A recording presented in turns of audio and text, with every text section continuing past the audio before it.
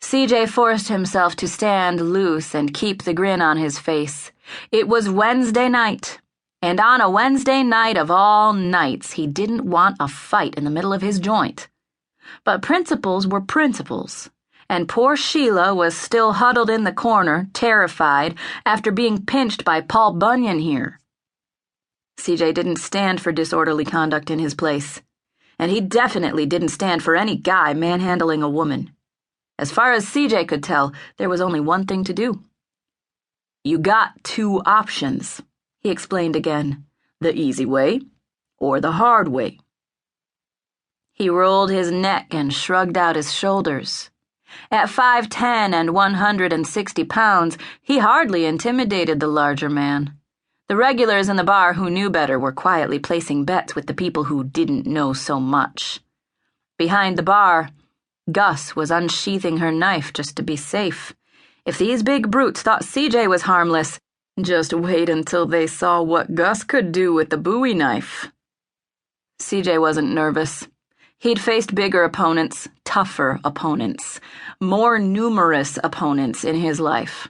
At this point, he just wanted these drunkards out of his bar with the least amount of damage possible.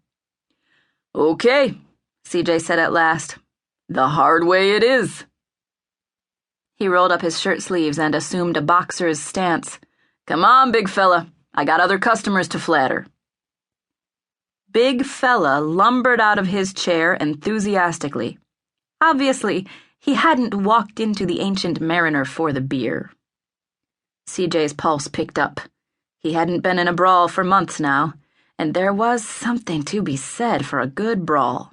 Once a Marine, always a Marine. Semper Fi, baby. The big guy charged, all force and fury. CJ shook his head and stood his ground. At the last second, he feinted right.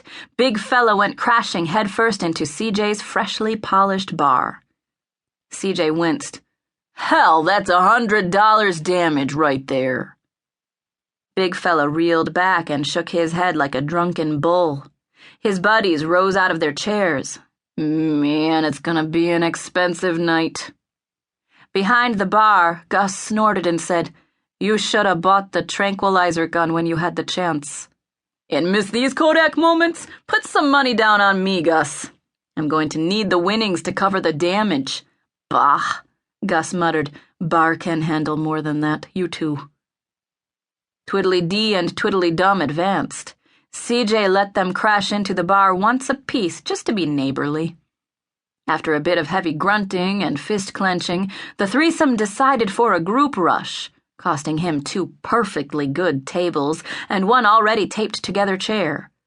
The locals groaned, then cheered as he took a solid right hook, recovered, and danced away on the balls of his feet. He knew how to move, take a blow, and bounce back up like a human weeble-wobble. What growing up poor on the streets of L.A. hadn't taught him, the Marines had jammed down his throat in 8 weeks of do-or-die boot camp. CJ got serious. He blocked out the locals' cheers, Gus's scowl, and Sheila's concern. He focused on the men before him, the adrenaline throbbing in his veins, along with the small ore of anger that snaked through him on random occasions. The part of him that never forgot the hunger of L.A., or the agony of his mother dying, or his father leaving him that final time for the skies of Indonesia. CJ moved. Jab, jab, followed by 2 feints and a dozen rapid-fire punches.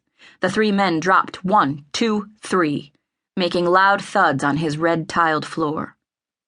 30 seconds later, CJ stood in the middle of the floor. His breathing slightly heavy as the locals swapped cash, shook their heads at the drunken fools, and returned their attention to the small TV set up in the corner. CJ lingered just to be sure. But Paul Bunyan and his friends remained down for the count. He was half satisfied, half saddened by that. His little sister Maggie was right. He enjoyed fighting too much. All right, Gus grumbled, coming out from behind the bar. "I'll show them to the door."